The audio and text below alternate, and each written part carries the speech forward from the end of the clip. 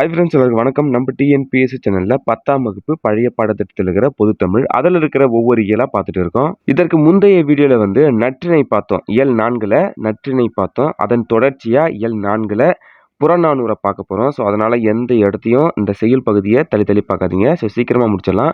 Okay friends, வாங்க நம்ம வீடியோக்குள்ள போகலாம். புறநானூர்ல ஒரு பாடல் கொடுத்துருக்காங்க. பொன்னும் துகிரும் முத்தும் மன்னிய மாமலை பயந்த காமுறு மணியும் இடைப்பட சேய ஆயினும் தொடை புணர்ந்து அறிவிலை நன்கலம் அமைக்கும் காலை ஒரு விழி தோன்றி யாங்கு என்றும் சான்றோர் சான்றோர் பாலர் ஆப சாலார் சாலார் பாலர் ஆகுபவே. இந்த பாடலுடைய ஆசிரியர் கண்ணகனார். இந்த பாடலுக்கான பொருள் என்னன்னு சொல்லிட்டு பார்த்தலாம். இந்த பாடல்ல ஒரு மிகப்பெரிய ஒரு கருத்து ஒன்று இருக்கு. அந்த கான்செப்ட் என்னன்னு பார்த்தீங்கன்னா, இப்போ மதிப்பு மிக்க ஒரு அணிகலன் செய்யறதுக்கு தங்கம், வைரம், வைடூரியம், பவளம்லாம் தேவைப்படுது இல்லையா? இந்த பொருட்கள் எல்லாம் ஒரே இடத்துல கிடைக்கிறது இல்லை, ஒவ்வொரு இடத்துல கிடைக்குது. இப்போ முத்து கடல்ல கிடைக்கும், இப்போ தங்கம் பெரிய சுரங்கத்துல கிடைக்கும். ஒன்றுக்கொன்று தொலைவில் இருப்பினும் மாலையாக கோர்த்து மதிப்புமிக்க அணிகலனாக அமைக்கும் போது தம்முள் ஒருங்கு சேரும். அதுபோல சான்றோர் என்றும் சான்றோர் பக்கமே இருப்பர். சான்றாண்மை இல்லாதவர் தீயவர் தீயவர் பக்கமே சேருவர். இதோட கான்செப்ட் பாத்தீங்கன்னா, தனி ஒருவன் படத்துல நீங்க கவனிச்சு பார்த்துருக்கலாம். நல்லவங்களும் இருக்கிறாங்க, என்ன ஒண்ணு கொஞ்சம் தள்ளி தொலைவில் இருக்கிறாங்க அப்படின்னு சொல்லிட்டு ஒரு கான்செப்ட் ஒன்று வரும். அடுத்ததா சொல்லுக்கான பொருள் பார்த்தலாம். துகீர் அப்படின்னா என்ன? துகீர் என்பதற்கு பவளம் என்பது பொருள். மன்னிய அதற்கு நிலை பெற்ற. சேய அதற்கு என்ன பொருள்னு பார்த்தீங்கன்னா தொலைவு. தொடை அதற்கு மலை. களம் அதற்கு அணி. அடுத்ததா இலக்கண குறிப்பு. பொன்னும் துகிரும் முத்தும் பவளமும் மணியும். இதுல என்ற சவுண்டு வெளிப்படையா வருது இல்லையா? அது வெளிப்படையா வந்துச்சுன்னா அது எண்ணுமைகள். அடுத்ததா பாருங்க, மாமலை.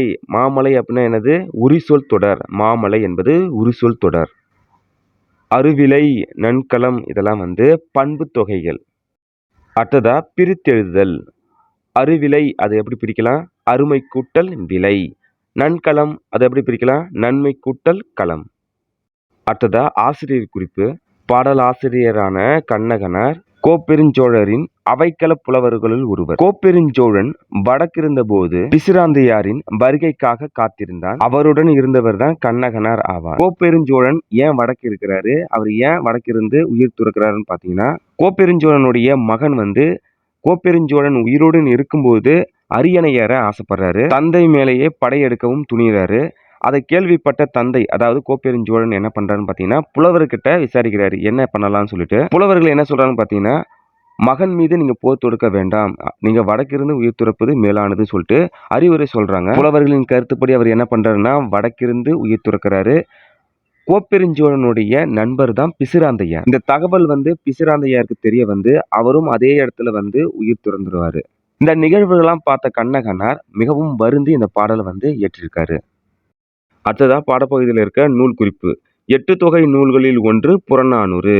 இது புறப்பொருள் பற்றிய 400 பாடல்களை கொண்டுள்ளது. இந்த நூல்ல சங்ககால மக்களின் வாழ்க்கை நிலை, மன்னர்களின் வீரம், புகழ், கொடை, வெற்றிகள் பற்றிய பல்வேறு செய்திகளை கூறுகிறது. தமிழரின் வரலாற்றை அறியவும் பண்பாடு உணர்வை உணரவும் பெரிதும் உதவுகிறது. நம்ம பாடப்பகுதியில் கொடுத்துருக்காங்க இல்லையா, அந்த பாடல் 218வது பாடல் கொடுத்துருக்காங்க. இதுல கேள்வி எப்படி கேட்பாங்க? புறநானூறு டேஸ் நூல்களில் ஒன்று. புறநானூறு 8 தொகை நூல்களில் ஒன்று. புறநானூற்றுல எத்தனை பாடல்கள் இருக்குன்னு கேட்பாங்க. புறநானூற்றுல 400 பாடல்கள் இருக்கு. புறநானூறு அந்த நூல் எந்த காலத்தை சேர்ந்ததுன்னு பாத்தீங்கன்னா சங்க காலத்தை சார்ந்தது. புறநானூறு புறப்பொருளை பற்றியது. ஆசிரியர் குறிப்பில் இருக்கிற கண்ணகனார் அவரை பற்றிய கேள்வி இப்படியும் வரலாம். கண்ணகனார் யாருடைய அரசவையில் அவைக்கள புலவராக இருந்தார்? கோப்பெருஞ்சோழனுடைய அரசவை புலவராக இருந்தார். கோப்பெருஞ்சோழனுடைய நண்பர் பிசிராந்தையார். அதுக்கப்புறமா சொல்லும் பொருளும் துகிர் என்ற சொல்லுக்கு பொருள் என்னன்னு கேட்பாங்க. துகிர் அப்படின்னா பவளம். நம்ம பாடப்பகுதியில் இருக்கிற இலக்கண குறிப்புல இப்படி ஒரு கேள்விக்கு வரலாம். எப்படின்னு பாத்தீங்கன்னா, அருவிலை நன்கலம் இலக்கண குறிப்பு தருக. அருவிலை நன்கலம் என்பது பண்பு தொகைகள். பாடப்பகுதியிலிருந்து வினாக்கள் வருது அப்படின்னா இப்படிதான் வரும். ஸோ அதனால பாடப்பகுதியை நம்ம தெளிவாக படித்து வச்சுப்போம். இந்த காணொலி பதிவு கண்டிப்பாக உங்களுக்கு பயனுள்ளதாக இருக்கும்னு நினைக்கிறேன். அடுத்த காணொலி பதிவில் சந்திப்போம். நன்றி, வணக்கம்.